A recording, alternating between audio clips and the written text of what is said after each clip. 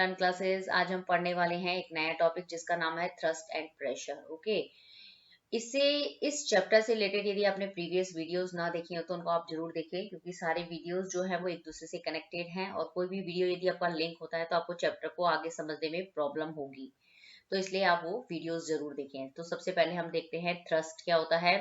The force that act in the perpendicular direction is called thrust. मतलब एक thrust जो है वो एक फोर्स होता है जो किसी भी सरफेस की क्या लगता है, हमेशा परपेंडिकुलर डायरेक्शन के अंदर लगता है, उसको हम कहते हैं thrust.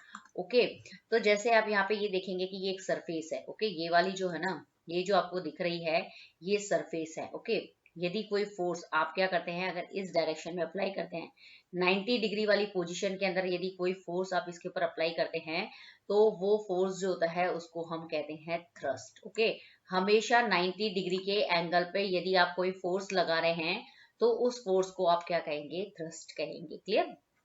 It is similar to force applied to an object. जो थ्रस्ट होता है वो एक फोर्स ही होता है या फोर्स जैसा होता है जो किसी ऑब्जेक्ट के ऊपर क्या किया जाता है, अप्लाई किया जाता है। It is a vector quantity. Vector quantity मतलब जो थ्रस्ट जो है उसको हम वेक्टर क्वांटिटी कहते हैं। क्यों कहते हैं? क्योंकि जो थ्रस्ट होती है उसकी एक वैल्यू होती है, उसका एक मैग्नीट्यूड होता है और एक उसका पर्टिकुलर डायरेक्शन होता है। और थ्रस्ट का पर्टिकुलर डायरेक्शन कौन सा होता है कि वो हमेशा ऑब्जेक्ट की क्या लगती है, परपेंडिकुलर डायरेक्शन के अंदर क्या किया जाता है, उसको अप्लाई किया जाता है। तो उसको हम क्या बोलते हैं, vector quantity. Clear? Thrust is measure using the international system of units is newton. जो थ्रस्ट जो होता है उसका ऐसा यूनिट क्या होता है, न्यूटन होता है।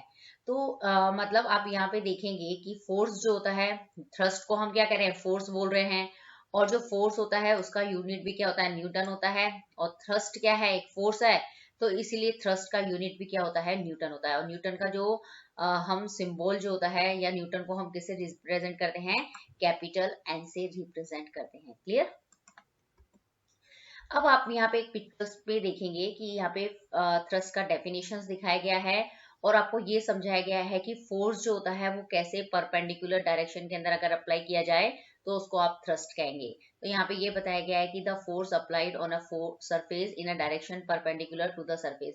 जैसे मैं बोलूँ कि यदि किसी फोर्स को, यदि आप किसी सरफेस के परपेंडिकुलर 90 डिग्री के एंगल पे यदि किसी फोर्स को आप लगाएंगे तो उसको आप क्या कहेंगे, थ्रस्ट कहेंगे। क्या कहेंगे, थ्रस्ट कहेंगे। और उसका जो एसआई यूनिट होता है वो क्या होता है, न्यूटन, जिसको आप एन से रिप्रेजेंट करते हैं। तो आप यहाँ क्या किया है, यहाँ पे आपने क्या किया है, एक बॉक्स लिया है, मतलब लकड़ी का एक टुकड़ा है। क्लियर?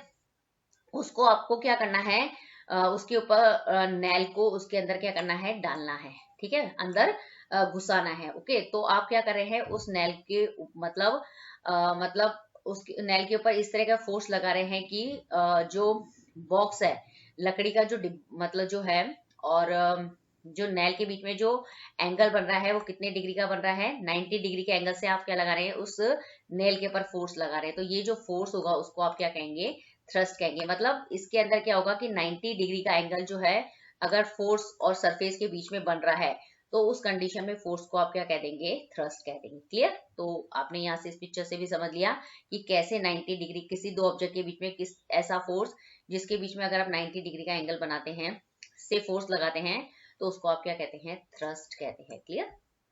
अब ये एक दूसरी पिक्चर है, इसके अंदर ये बताया गया है कि जैसे ये मतलब सपोज क्या है, मतलब सैंड है। क्लियर? उसके ऊपर आप क्या कर रहे हैं, वॉकिंग कर रहे हैं। तो जो सैंड जो है उस सैंड का सरफेस कैसा है, हॉरिजॉन्टल है, लेकिन आपका जो पैर जो है उस सैंड वाली सरफेस के ऊपर उसका जो डायरेक्शन है वो कितना है, मतलब परपेंडिकुलर डायरेक्शन है। ओके, तो जो आप पैर से फोर्स लगा रहे हैं उस सैंड के ऊपर, उन दोनों के बीच में कितने डिग्री का एंगल है, 90 डिग्री का एंगल है। ओके, तो ये पैर से जो आपका फोर्स लग रहा है उस सरफेस के ऊपर, तो उस फोर्स को अगर हम क्या कह देंगे, उस कंडीशन के अंदर थ्रस्ट कह देंगे। क्यों? क्योंकि जो पैर से जो फोर्स लग रहा है, ओके, और ये जो आपका सैंड का जो सरफेस है, दोनों के बीच में कितने डिग्री का एंगल है, 90 डिग्री का एंगल है। और जो पैर जो फोर्स लगा रहा है, अगर वो 90 डिग्री या परपेंडिकुलर डायरेक्शन के अंदर फोर्स लगाता है, तो उस कंडीशन में हम उसको बोलते हैं थ्रस्ट। अब हम इस पिक्चर से समझेंगे कि जो लार्ज थ्रस्ट क्या होता है और स्मॉल थ्रस्ट क्या होता है। ओके, तो आप देखेंगे कि दोनों पिक्चर्स के अंदर हमने एक ही पर्सन को लिया है जिसका वेट कितना है W1 kg, और इस पिक्चर्स में भी आप देखेंगे कि वही पर्सन है और उसका वेट कितना है W1 kg है। क्लियर? आप बस इस पिक्चर्स में आपको क्या दोनों में डिफरेंस दिखाई दे रहा है, तो आप जब इस पिक्चर्स को बहुत अच्छे से देखेंगे तो आपको पता चलेगा कि इस पिक्चर्स के अंदर ये जो पर्सन जो है वो क्या है मतलब खड़ा हुआ है। ओके, और इस पिक्चर्स में आप देखेंगे कि ये जो पर्सन है वो सैंड के ऊपर क्या है, लेटा हुआ है। ओके, तो इस पिक्चर्स के अंदर जो ये मतलब इस सैंड की सरफेस के ऊपर जो फोर्स लगा रहा है, ओके, वो कितने एरिया पे लगा रहा है, एक स्मॉल एरिया के ऊपर ही लगा रहा है। मतलब जितने पैर इसकी सैंड की सरफेस के कांटेक्ट में आ रहे हैं ना, उसी एरिया के ऊपर क्या कर रहा है, ये फोर्स लगा रहा है। ओके, तो यहाँ पे जो अगर थ्रस्ट स्मॉल एरिया पे लगता है तो उसको उस कंडीशन के अंदर जो फोर्स होगा या जो थ्रस्ट होगा वो क्या होगा, ज्यादा होगा। क्लियर? लेकिन इस पिक्चर्स में आप देखेंगे कि ये जो पर्सन है वो क्या है, लेटा हुआ है।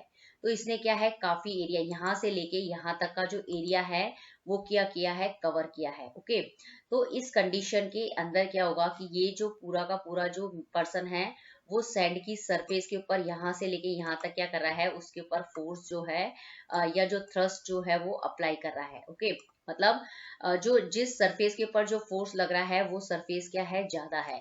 तो उस कंडीशन के अंदर जो फोर्स जो होगा वो क्या हो जाएगा, फोर्स या जो थ्रस्ट जो होता है वो कम हो जाता है, उसको हम बोलते हैं स्मॉल थ्रस्ट। ओके, तो इस कंडीशन में मतलब इस पिक्चर से आपको यही समझाया गया है कि यदि कोई पर्सन मतलब खड़ी हुई पोजीशन में है तो वो जो फोर्स या जो थ्रस्ट लगाता है वो ज्यादा होता है।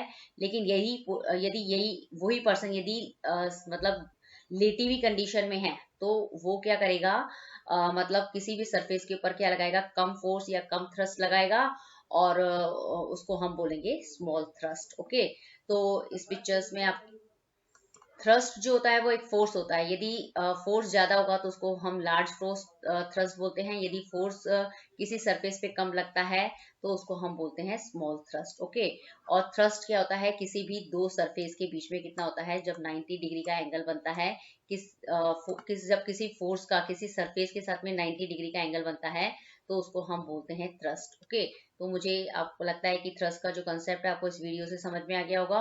यदि आपको ये वीडियो पसंद आए तो प्लीज इसे लाइक कीजिए, शेयर कीजिए, और लुक एंड लर्न क्लासेस को सब्सक्राइब करना ना भूलें और नोटिफिकेशंस बेल को हिट करना ना भूलें। Thank you very much.